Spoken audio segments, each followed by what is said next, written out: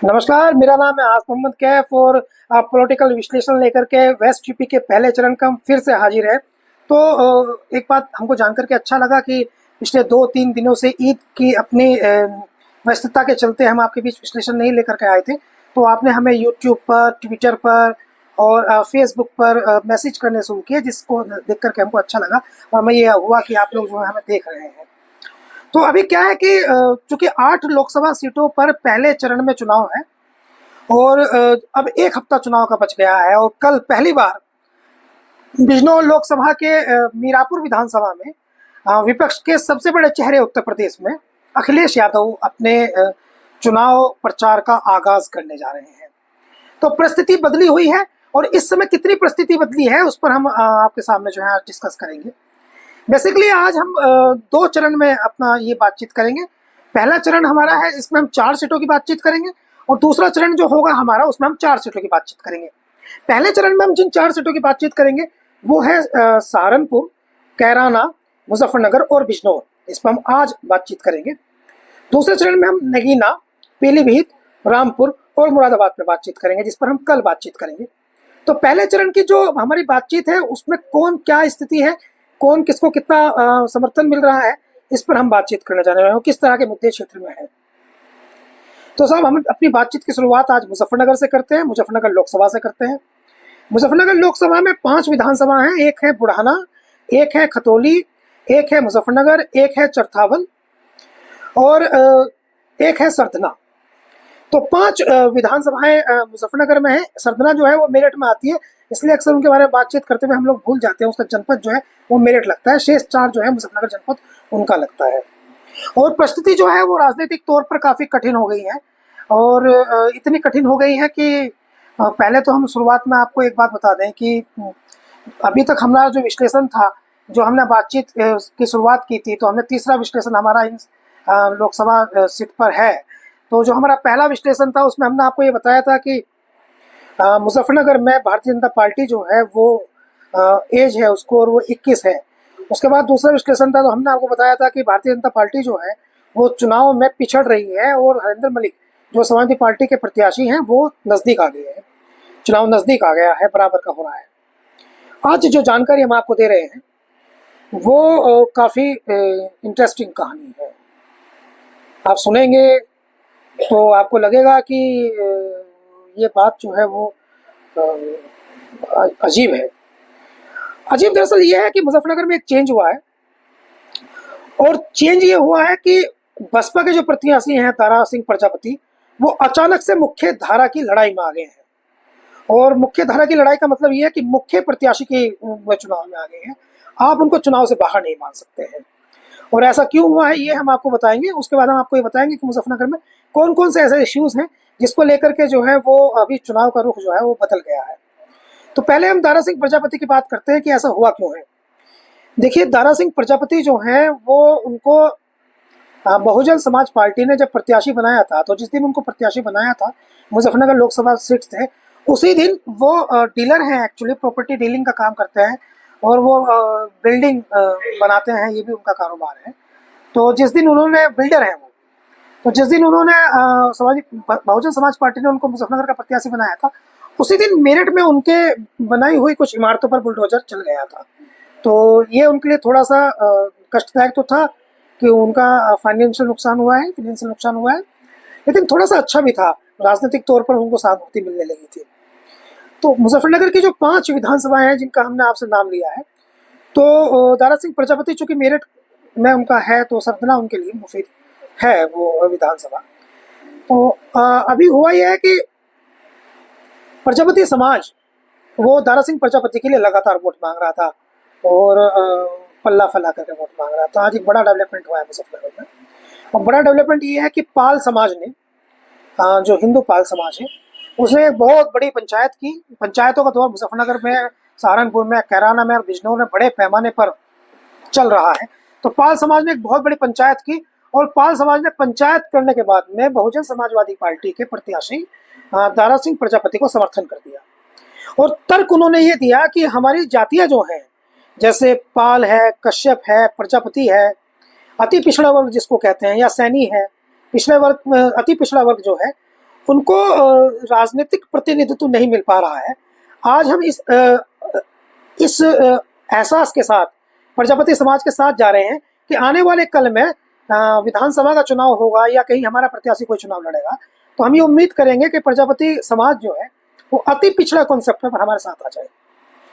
तो अचानक से ये वोटों की संख्या जो है वो 1.5 लाख चली गई और एकजुटता और पैदा हो गई प्रजापति समाज के कैंडिडेट में। अच्छा, कुछ एक तरह की अफवाह है, मैं आपको बता दूं, सुनेंगे तो लोगों को लगता है कि यार ये क्या नई बात बता रहे हैं। चुनाव ना अंडर करंट से चल रहा है। बहुजन समाज पार्टी के वोटर्स में अंडर करंट एक बात चली गई है, और वो अंडर करंट ये बात चली गई है कि अगर बहन जी को वोट ना किया गया तो बहन जी का चुनाव चिन्ह जो है हाथी वो छिन जाएगा, क्योंकि उनके पास में जो है वो सांसद जो है वो 2014 में एक भी नहीं था और 2019 में उनके पास 10 सांसद थे।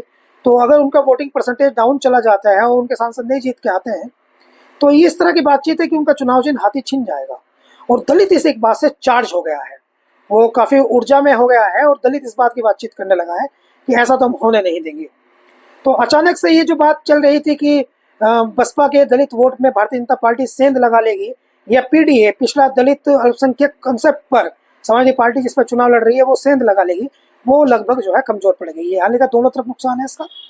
भारतीय जनता पार्टी की तरफ जो दलित जाने वाला था उसको भी नुकसान है और अखिलेश यादव की तरफ जो दलित जाने वाला था उसको भी नुकसान है। और दलित जो है वो कलेक्टिवली यूनाइट हो गया है बहुजन समाज पार्टी के पक्ष में।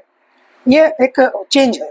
मुजफ्फरनगर लोकसभा की बात करें, अलग अलग लोकसभा में अलग अलग स्थिति है, वहां हम बताएंगे। पहले मुजफ्फरनगर लोकसभा की बातचीत हो रही है। तो यहाँ जो दारा सिंह प्रजापति कैंडिडेट हैं बहुजन समाज पार्टी के, अब वो मुख्य लड़ाई में है और मुजफ्फरनगर में संघर्ष जो है वो त्रिकोणीय है। त्रिकोणीय संघर्ष में सबसे खराब स्थिति में संजीव बालियान है, भारतीय जनता पार्टी के प्रत्याशी हैं। ये सुनना जो है वो हैरत अंगेज लगता है। और अगर जिस तरह का आज चुनाव है, इस तरह का चुनाव 7 दिन रहता है, तो ये कम चौंकाने वाली बात नहीं है कि संजीव बालियान तीसरे स्थान पर जा सकते हैं। हालांकि ये बात जो है वो पूरी सच होगी वो तो हम नहीं कह सकते। एक तो ये है कि लोकदल का जो कार्यकर्ता है उसके बारे में ये जानकारी है कि वो पूरे मन से संजीव बालियान जो है उनको चुनाव जो है नहीं लड़ा रहा है। और दूसरी बात यह है कि संजीव बालियान के साथ जो हिंदू कम्युनिटी की बहुसंख्यक समाज की जो दूसरी जातियां हैं, ठाकुर हैं, वो खुले तौर पर विरोध कर चुके हैं। उन्होंने बिल्कुल पाला खींच दिया है, वो संजीव बालियान के साथ नहीं जाना चाहते। ये दूसरी परिस्थिति है। और तीसरी परिस्थिति यह है कि त्यागी कम्युनिटी है। त्यागी कम्युनिटी ने प्रतिनिधित्व को बात को लेकर के अपना प्रत्याशी खड़ा कर दिया, सुनील त्यागी। उन्होंने स्पष्ट कर दिया है कि वो अपने प्रत्याशी का समर्थन कर रहे हैं। उनके समाज के लोग, चाहे उनको वोट मिले या ना मिले, लेकिन वो जीते या वो ना जीते, लेकिन हम अपने समाज के साथ खड़े रहेंगे। एक ये परिस्थिति है। तीसरी परिस्थिति जो है वो ये है कि लोकदल और के साथ आने से और जाट कम्युनिटी का प्रत्याशी भारतीय जनता पार्टी द्वारा दिए जाने से ब्राह्मण जो है वो थोड़ा सा नाराज है। और यहाँ एक ब्राह्मणों के नेता हैं जो अभी नगर पंचायत का चुनाव, नगर पालिका का चुनाव हारे थे, राकेश शर्मा। तो वो ब्राह्मणों में लगातार बढ़ते हुए नेता हैं और वो हरिंदर मलिक ने उनको काफ़ी प्रमोट किया है। समाजवादी पार्टी में उनको सम्मान देकर के राष्ट्रीय सचिव बनवाया है।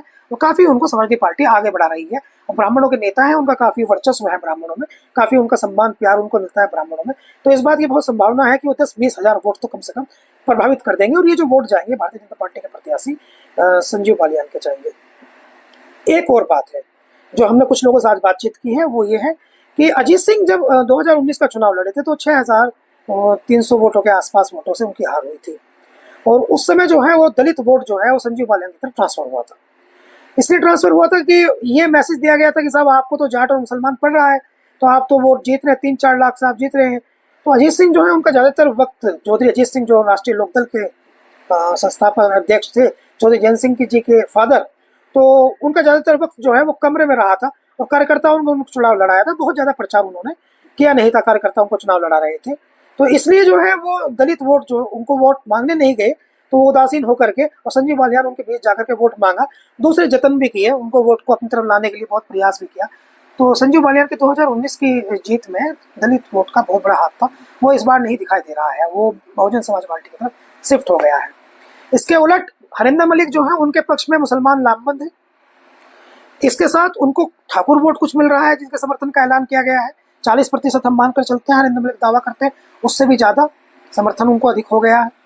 ब्राह्मण वोट उनको कुछ मिल रहा है, कुछ उनके आसपास का दलित वोट मिल रहा है। एक और बात है, हरिंदर मलिक जो है, आप उनके एज पे मत जाइएगा कि वो 60 साल के 65 साल के, लेकिन वो काफी मेहनती और काफी बोल्ड व्यक्ति हैं। बहुत मेहनत कर रहे हैं वो, और रात दिन लगातार जनता के बीच में जा रहे हैं, और लंबी सियासत उनकी है। हरिंदर मलिक की इतनी मजबूत सियासत है कि आज से 30 साल पहले मुजफ्फरनगर की सियासत में जो कम नाम चर्चित थे, हरिंदर मलिक उनमें से एक नाम थे, जो 30 साल की सियासत के बाद भी मजबूत आज भी जिंदा है सियासत में, मजबूत सियासत में जिंदा है, भलाई हुआ है। नहीं तो बहुत सारे नेता जो है नेपथ्य में चले गए हैं, बहुत सारे नेता जो है वो उनको अब कोई पूछताछ नहीं हो रही, कोई उनको जान नहीं रहा है। संजीव बालियान भी अगर राजनीतिक तौर पर देखें तो 10 साल की राजनीति उनकी है, उससे पहले कोई जानता भी नहीं था कि वो राजनीति में आएंगे। अपना एग्रीकल्चर में थे, वो साइंटिस्ट हैं, पढ़े लिखे काफ़ी व्यक्ति हैं, एग्रीकल्चर के जानकार हैं, लेकिन कोई ये नहीं कहता था कि वो राजनीति में आएंगे। तो हरिंदर मलिक जो है उनके बारे में ये बात जरूर कही जा सकती है कि वो 30 साल से एक्टिव पॉलिटिक्स में विधायक रहे हुए, विधान परिषद सदस्य तो अब नहीं गए, लेकिन राज्यसभा सांसद रहे। इंटरनेशनल लोकदल से वो इनेलो से राज्यसभा सांसद थे। उनके बेटे पंकज मलिक, वो एक बार कांग्रेस से विधायक बने, एक बार जो है वो सपा से विधायक बने, एक बार फिर सपा से विधायक बने, यानी तीसरी बार विधायक है। फिर विधानसभा बदल बदल के भी विधायक बने, एक बार बगरा से विधायक बने, एक बार शामली से विधायक बने, और अब वो चरथावल से विधायक है, उनके बेटे। तो 3 विधानसभाओं से वो विधायक ही बन गए हैं, अगर इस दृष्टिकोण से देखें विधानसभा बदल कर भी। हाल का बगरा विधानसभा समाप्त हो गई और बाद में चरथावल में ही उसका बहुत सारा हिस्सा जुड़ गया नए परिसमन में, लेकिन फिर भी वो 3 विधानसभाओं से विधायक है, यानी उनका असर है। और पंकज मलिक भी बहुत काम कर रहे हैं, एक्सपीरियंस हो चुका है, 15 साल विधायक कोई रह लेता है तो काफी बात जान जाता है, 3 बार के विधायक। तो संजीव बालियान जो है इस बार चुनाव में जो है वो पार्टी के अंतर विरोध से कमजोर हो गए हैं।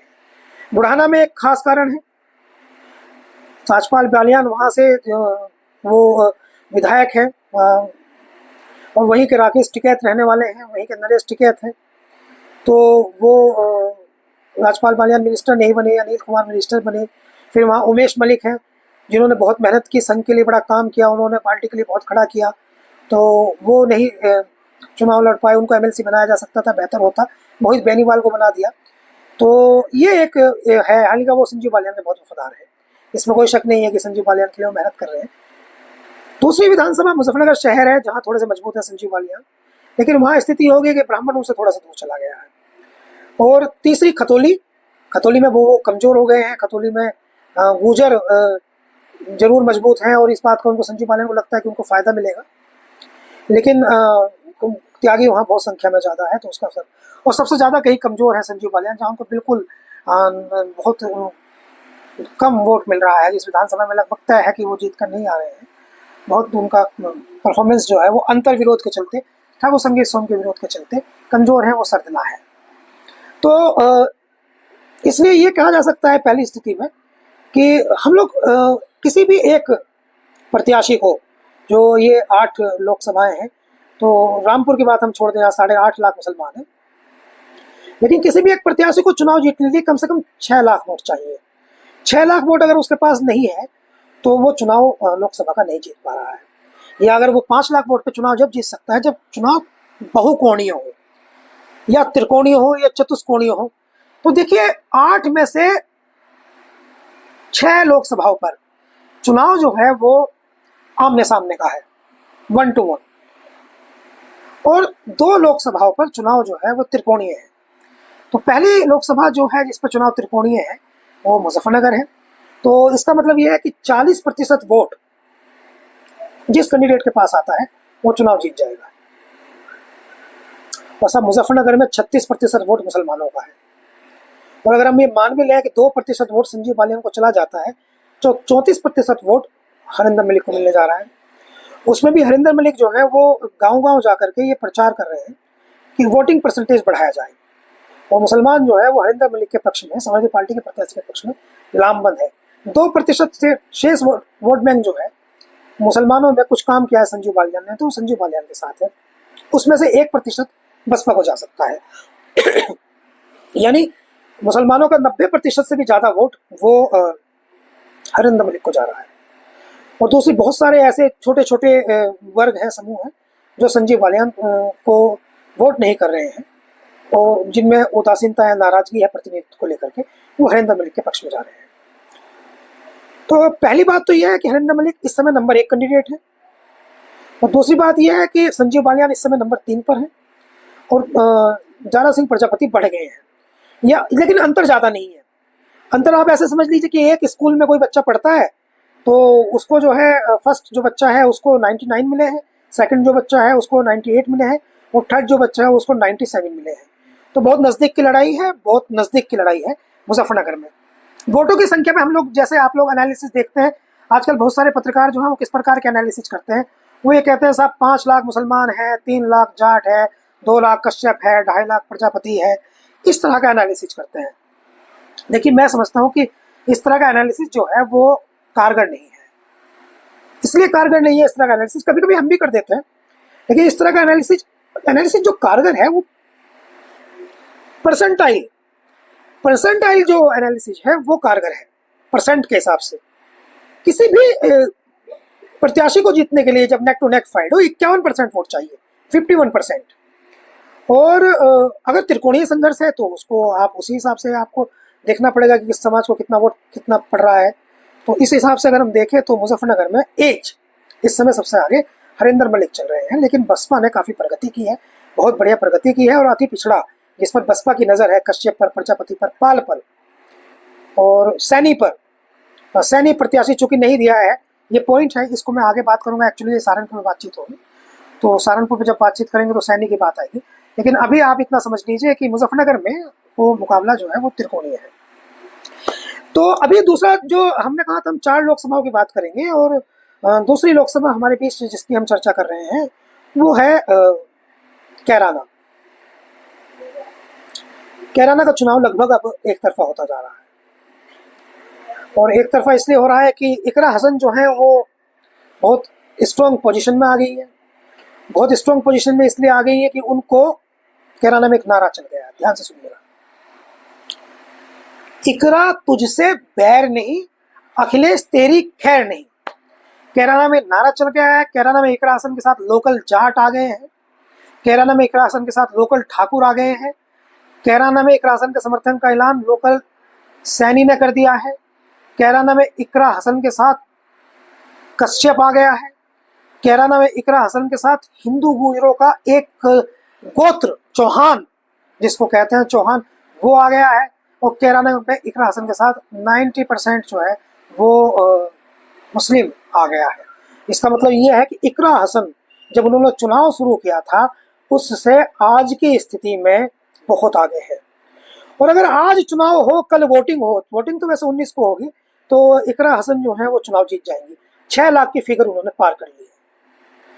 कई कारण है, चुनाव पूरी तरह से गैर सांप्रदायिक हो रहा है, और एक तरफा इकरा हसन का ओरा जैसा उनका प्रचार हो रहा था, इकरा हसन रोज बढ़ती जा रही है। प्रदीप चौधरी के साथ क्या दिक्कत हुई है कि अगर भारतीय जनता पार्टी प्रदीप चौधरी को छोड़ के गुजर ही लड़ा देती, मनीष चौहान को लड़ा देती, वीरेंद्र सिंह के जो एमएलसी है उनके बेटे को लड़ा देती, या किसी दूसरे मृगांगा सिंह को लड़ा देती, या किसी और गुजर को लड़ा देती, हिंदू गुजर ही लड़ा देती, तो वो निश्चित तौर पर प्रदीप चौधरी से अच्छा चुनाव लड़ते। लेकिन प्रदीप चौधरी का क्षेत्र में विरोध है। प्रदीप चौधरी को कोई जातियां जो हैं वो हिंदू जातियां जो हैं वो पसंद नहीं कर रही हैं, और ये कारण है कि इकरा जो है वो चमत्कारिक तरीके से 51% का जो आंकड़ा है, 51% परसेंटाइल का जो आंकड़ा है वो इकरा हसन पार कर चुके हैं। ये इकरा की बात है।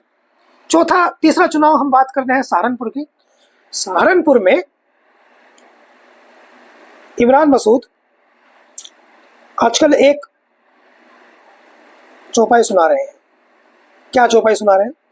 जहां जाते हैं इमरान मसूद, मंदिर में जाते हैं, श्री बाला मंदिर में गए, वो वहाँ एक माता का मंदिर है उसमें गए, और इमरान मसूद जाते हैं, माइक लेते हैं हाथ में और कहते हैं, रघुकुल रीत सदा चली आई, प्राण जाए पर वचन न जाए। और जब इमरान मसूद ये सुनाते हैं तो पूरे भीड़ में वहीं से आवाज आती है, रघुकुल रीत सदा चली आई, प्राण जाए पर वचन न जाए। और इमरान मसूद ये ठाकुरों के बीच कर रहे हैं और राजपूतों के बीच कर रहे हैं। इमरान मसूद एक्चुअली सहारनपुर के चुनाव में थे नहीं। इमरान मसूद के साथ होता क्या है कि इमरान मसूद की नीति ये है कि मुजफ्फराबाद का चुनाव जीतने के बाद बेचारे कभी जीते नहीं, नेता होने के बाद नहीं जीते। इन्फिनिटी कॉम्प्लेक्स सहारनपुर के नेताओं में इतना है कि उन्हें लगता है कि इमरान मसूद एक बार जीत गए तो उनकी सारी दुकानें बंद कर देंगे। अब जितने नेता हैं इमरान मसूद उनको मैनेज कर ले गए हैं, बातचीत कर रहे हैं। जैसे वो जो उनका विपक्ष का ग्रुप था, उनका विपक्षी ग्रुप था, उनके नेता, उनके लीडर है विपक्षी ग्रुप के आशु मलिक, और आशु मलिक को इमरान मसूद जो है वो मैनेज कर ले गए हैं। फिर उमर अली खान बेहद विधानसभा में उनकी अयादत थी, क़यादत की लड़ाई है वहाँ, उनकी अयादत थी, उसको वो मैनेज कर ले गए हैं। उमर अली खान जो है अब इमरान मसूद को का सपोर्ट कर रहे हैं। तीसरा, हाजी फजलुर रहमान लोकसभा सांसद है, कभी इमरान मसूद ने उनको लेकर के काफ़ी नेगेटिव बयान दिए थे, एक बार कुछ कहा था, एक बार कुछ कहा था, कह देते हैं, तो अब वो उनको मैनेज कर ले गए हैं। तो इमरान मसूद जो है वो इस समय काफ़ी नरम रवैया उन्होंने अख्तियार किया हुआ है और सबको मैनेज कर ले जा रहे हैं। इमरान मसूद को जो नुकसान है वो माजिद अली से है। माजिद अली जो है वो बहुजन समाज पार्टी के प्रत्याशी हैं। सहारनपुर की राजनीति में गाढ़ा पॉलिटिक्स हावी है। पिछले 40 साल से अक्सर उनको 2 विधायक मिले हैं गाढ़ा कम्युनिटी को, और उसके बाद से उनका प्रतिनिधित्व खत्म होता जा रहा है। तो उनके अंदर एक द्वंद चल रहा है कि किसी प्रकार से प्रतिनिधित्व हासिल करें। लेकिन धीरे धीरे जैसे जैसे चुनाव आगे बढ़ रहा है, ऐसे ऐसे इमरान मसूद भी आगे बढ़ रहे हैं। और इमरान मसूद जो है वो मुसलमानों में तो जहाँ है वहाँ है, स्टे किए हैं अभी, वो ठाकुर में बढ़ गए हैं। वो पंचायत जो नानों की हुई है उसने इमरान मसूद के लिए एंटीबायोटिक डोज का काम किया है। काफ़ी उनको जो है वो पावर उनको मिल गई है। उनके जो नेगेटिव सेल्स थे उनको मार दिया है और पॉजिटिव सेल्स उनके लगातार बढ़ रहे हैं इमरान मसूद के। तो ये इमरान मसूद के साथ बेहतर चीज़ हुई है। और दूसरी चीज़ जो हुई है इमरान मसूद के साथ वो ये हुई है कि सहारनपुर में दूसरे नंबर की अति पिछड़ा आबादी है। यानी अति पिछड़ा आबादी में तो नंबर 1 आबादी है। कैराना में नंबर 1 आबादी है कश्यप, अति पिछड़ों में कश्यप 1 लाख से ज़्यादा है। एक बार उमा कश्यप ने वहाँ चुनाव लड़ा था, फूलन देवी जो है उनकी बहन ने। और अखिलेश यादव ने क्या किया कि अखिलेश यादव ने एक प्रत्याशी हैं वो MLC उनको बनाया, किरणपाल कश्यप, तो उनको कैराना भेज दिया। और कैराना में उनको कश्यप जब वो जाते हैं बीच में तो कश्यपों को प्रभावित कर रहे हैं, तो सारा नहीं तो एक बहुत बड़ा हिस्सा इकरा हसन को मिल रहा है। तो जिस प्रकार जो स्थिति प्रजापति की मुजफ्फरनगर में है, अधिक संख्या, वहां बसपा ने कैंडिडेट दिया। कैराना में अखिलेश यादव ने कश्यप को MLC बना दिया। और वैसे ही स्थिति ठाकुर जो है वो नाराज होकर के इमरान मसूद के साथ आ गया। वैसे ही स्थिति जो तीसरी स्थिति इमरान मसूद के लिए मोस्ट एडवांटेज कंडीशन की बनी है वो ये है कि वहाँ बहुत बड़ी आबादी है अति पिछड़ा में सैनी कम्युनिटी की। और सैनी कम्युनिटी के जो नेता हैं जसवंत सैनी हैं, सैनी कम्युनिटी के जो नेता हैं धर्म सिंह सैनी हैं, सैनी कम्युनिटी के जो नेता हैं वो साहब सिंह सैनी है। तो साहब सिंह सैनी, जसवंत सैनी तो भारतीय जनता पार्टी में है और धर्म सिंह सैनी जो है भारतीय जनता पार्टी में आने की कोशिश कर रहे हैं। एक इनमें नरेश सैनी भी है, वो भी भारतीय जनता पार्टी से बेहट का चुनाव लड़े थे अभी, लेकिन वो 2017 में बेहट से विधायक बने थे और उनके समाज ने उनको कम वोट की थी। लेकिन इमरान मसूद ने घर घर जा करके और अपनी पूरी ताकत लगा करके नरेश सैनी को मुस्लिम वोट दिलाई थी, जिसके बाद वो विधायक बने थे। तो इमरान मसूद ने बात की है उनसे भी, इमरान मसूद ने बात की है धर्म सिंह सैनी से भी। धर्म सिंह सैनी को 1 लाख के करीब वोट पड़ा था इमरान मसूद ने जो मुस्लिम दिलाया था, और लगभग 80,000 वोट मुस्लिम पड़ा था नरेश सैनी को। साहब सिंह सैनी को भी इमरान मसूद ने कई बार प्रमोट किया और काजी रशीद मसूद जो इमरान मसूद के चाचा हैं उन्हीं के वो करीबी रहे। कुछ लोग तो शिष्य भी कहते थे, कुछ लोग कहते हैं मित्र, खैर लेकिन करीबी रहे। वो उसी फैक्ट्री से आए जो रशीद मसूद ने मुजफ्फरनगर सहारनपुर की राजनीति में लगाई, जिसमें से 8 से 10 विधायक आए, 8 से 10 नेता आए, बड़े नेता आए, सांसद भी आए। तो इमरान मसूद जो है वो क्या कह रहे हैं, धर्म सिंह सैनी जो है वो टिकट मांग रहे थे लोकसभा का, पार्टी में शामिल भी होना चाहते थे, उनको शामिल नहीं किया गया। तो इमरान मसूद क्या कह रहे हैं कि देखिए मैं धर्म सिंह सैनी को भी विधायक बनाना चाहता था, मैंने 1 लाख वोट कराया उनको अपने लोगों का, और मैंने नरेश सैनी को भी विधायक बनाया। ऐसा नहीं है कि मैं आगे से ये नहीं कर सकता, मैं आगे से भी कोशिश करूंगा कि आपको विधायक जो है वो मिल जाए और आप इस बार मेरा साथ दीजिए, या सैनी समाज पर मेरा जो कर्ज है उस कर्ज को उतार दीजिए। तो सारा सैनी समाज समझे ना समझे, लेकिन इमरान मसूद जो है वो 40 से 50% सैनी समाज को समझाने में कामयाब हो गए। और जो इस बात से नाराज है कि उनके प्रत्याशी, उनके समाज के प्रत्याशी को लोकसभा का प्रत्याशी नहीं बनाया गया है और राघव लखनपाल जीत जाते हैं, तो राघव लखनपाल भी यंग है और इमरान मसूद के साथ आमने सामने वो तीसरा चुनाव लड़ रहे हैं।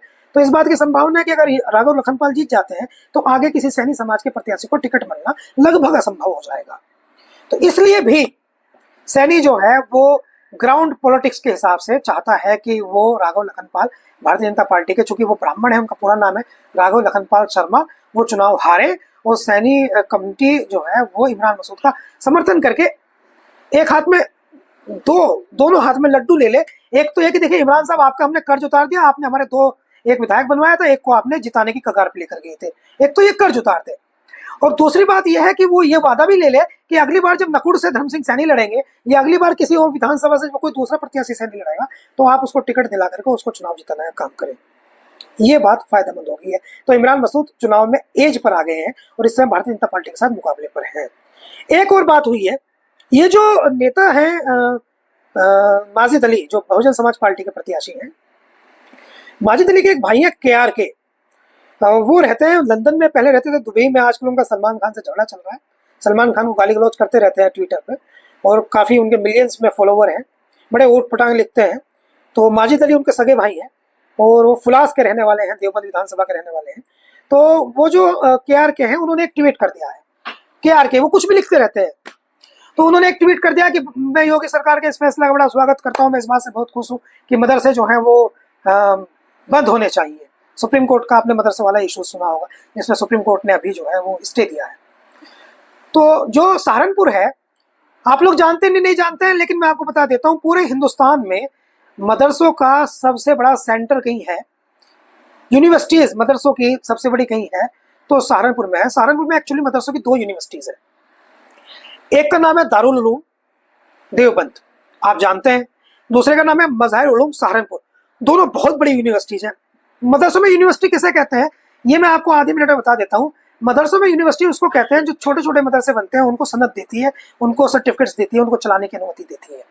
तो इस प्रकार से अगर आप देखें तो हजारों मदरसे जो हैं वो देवबंद दारुल उलूम के सनद से चल रहे हैं, उनके सर्टिफिकेट से चल रहे हैं, और हजारों मदरसे जो हैं वो मज़ाहिर उलूम के सनद से चल रहे हैं, उनके सर्टिफिकेट से चल रहे हैं। ऐसी परिस्थिति में माजिद अली का नुकसान हो गया। KRK का ये ट्वीट वायरल हो रहा है कि किसका भाई मदरसे बंद कराना चाहता है, उसके भाई को आप लोग वोट दे रहे हैं। तो ये एक काफ़ी बात फेवर में चली गई है इमरान मसूद की। इस समय इमरान मसूद जो है वो एज पर है, 3 सीटें एज पर है। इमरान मसूद आगे चल रहे हैं। कैराना लगभग बहुत स्ट्रॉन्ग पोजीशन में है, गठबंधन समाजवादी पार्टी का गठबंधन इकरा लगभग जीत रही है। और हरिंदर मलिक वो अभी नंबर 1 पर है, सबसे ज्यादा वोटिंग परसेंटेज उनके पास है। जैसे जैसे बात आगे बढ़ेगी तो हम लोग कोशिश करेंगे ढूंढने की कि क्या वो जीतेंगे या वो हारेंगे, एक बार और हम विश्लेषण लेकर आएंगे। फिलहाल ये तीनों सीटें जो है वो गठबंधन जो है वो आगे है। चौथी सीट है बिजनौर। बिजनौर एक ऐसी सीट है जहां RLD का काफी चर्चा में रही, RLD को मिली है, भारतीय जनता पार्टी के घटक दल है राष्ट्रीय लोकदल, उनके प्रत्याशी हैं चंदन चौहान। अच्छी खबर है RLD के लिए, बहुत स्ट्रॉन्ग पोजीशन में है चंदन चौहान, बहुत स्ट्रॉन्ग पोजीशन में है। और इतने स्ट्रॉन्ग पोजीशन में है कि ऐसा लग नहीं रहा कि 2 कैंडिडेट जो सामने हैं विजेंद्र सिंह और दीपक सैनी कि वो चुनाव में भी हैं। विजेंद्र सिंह अपनी तरफ से प्रयास बहुत कर रहे हैं, दलित उन्हें मिल रहा है, मुसलमानों का एक बहुत बड़ा हिस्सा उन्हें मिल रहा है, जाट उनको नहीं मिल रहा है, जबकि वो खुद जाट है। और 10 से 20% जाट भी उनको नहीं मिल रहा है। 10 से 20, हाँ जब जाट बहुत अधिक करें बात तो 15% जाट उनको मिल रहा है। और वो कोशिश कर रहे हैं कि जाटों के बीच जाएं, लेकिन वो उनको नहीं मिल रहा है।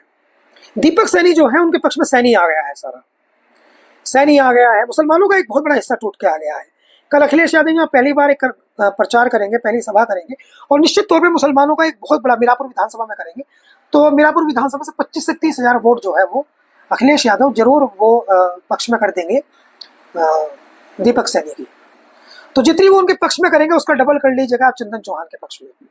तो चंदन चौहान बहुत बड़े एज पर हैं, 6 लाख की फिगर पर हैं, चुनाव कहीं से हारते दिख नहीं रहे। एक नुकसान उनका हो रहा है जो हम देख रहे हैं, उनका जो वोटर है उसने मान लिया है कि वो चुनाव जीत रहे हैं, इसलिए वो उनके प्रति उदासीन है। ऐसे समय पर जो उच्च कुलीन वर्ग का वोटर होता है, जिसको हम ये कहते हैं कि वो चुनाव जो है वो वोटिंग करता है, बनिया और ब्राह्मण जो होता है, तो वो उदासीन हो सकता है, वोटिंग परसेंटेज जो है वो डाउन रह सकता है। तो उनका वोटिंग परसेंटेज डाउन रहता है तो चंदन चौहान नीचे जाएंगे, 6 लाख से नीचे जाएंगे। लेकिन अब वो 6 लाख से कितने भी नीचे जाते हैं, उनका जो भी कंपिटिटर है, चाहे वो दीपक सैनी है या फिर वो जो है दीपक सैनी है या आप उनको कह लीजिए कि वो विजेंद्र सिंह है, वो कोई भी 4 लाख पे नहीं पहुंच रहा है। तो अगर वो 6 लाख से डाउन जाते हैं 50 हजार तो 5.5 पे रुक जाएंगे, और वहां से डाउन जाते हैं तो 5 लाख पे रुक जाएंगे। तो 4 लाख की फिगर जो है ना दीपक सैनी पार कर रहे हैं, 4 लाख की फिगर ना विजेंद्र सिंह पार कर रहे हैं। विजेंद्र सिंह मुकाबले में है जरूर, लेकिन वो सेकंड की पोजीशन में आ रहे हैं, तो बसपा के वो प्रत्याशी हैं। तो इस तरह से अगर हम देखें तो फिर चंदन चौहान जो है वो बिजनौर लोकसभा का चुनाव लगभग जीत रहे हैं। अब कुछ कलेक्टिव पॉइंट है, जमीनी आंकड़ों के बाद कुछ कलेक्टिव पॉइंट है। पहला कलेक्टिव पॉइंट ये है कि ये 3 सीटें जो है सहारनपुर तो हम नहीं कह सकते हैं, लेकिन 2 सीटें जो है वो एनडीए जीत सकता है। एक तो मुजफ्फरनगर जीत सकता है, एक कैराना जीत सकता है। आप देखिए, हमें ये मत कहिएगा इतनी सारी बातचीत कर ली, सारे आंकड़े बता दिए, ये कह दिया कि इकरा जीत रही है, ये कह दिया कि आपने हरिंदर मलिक जीत में सबसे आगे हैं, उसके बाद कह रहे हैं कि वो दोनों जीत सकते हैं। देखिए कब जीत सकते हैं, तब जीत सकते हैं अगर अखिलेश यादव कैराना में और मुजफ्फरनगर में प्रचार करने आ जाए तो। ये सीटें गठबंधन तभी जीत रहा है जब अखिलेश यादव वहां प्रचार करने नहीं आ रहे हैं। अखिलेश यादव अगर प्रचार करने नहीं आ रहे हैं तो इस बात की बहुत अधिक संभावना है कि वहां पर जो है वो वोट जो सेकुलर हिंदू वोट है वो इकरा हसन को पड़ रहा है, जो सेकुलर हिंदू वोट है वो हरिंदर मलिक को पड़ रहा है। लेकिन अखिलेश यादव यहाँ प्रचार करने आते हैं तो दंगे के 2013 के असर के चलते चुनाव परिणाम बदल सकता है। ऐसे समय पर आप बुद्धिमत्ता देखिए, इकरा हसन ने जिस नेता की डिमांड की है उसका नाम है सचिन पायलट, और हरिंदर मलिक ने जिस नेता की डिमांड की है उनका नाम है इमरान प्रतापगढ़ी। तो पॉलिसी बहुत अच्छी है, और अखिलेश यादव जिस बात को कह रहे हैं कि जनता ये चुनाव लड़ रही है तो वो बिल्कुल ठीक कह रहे हैं। तो यहाँ पर एक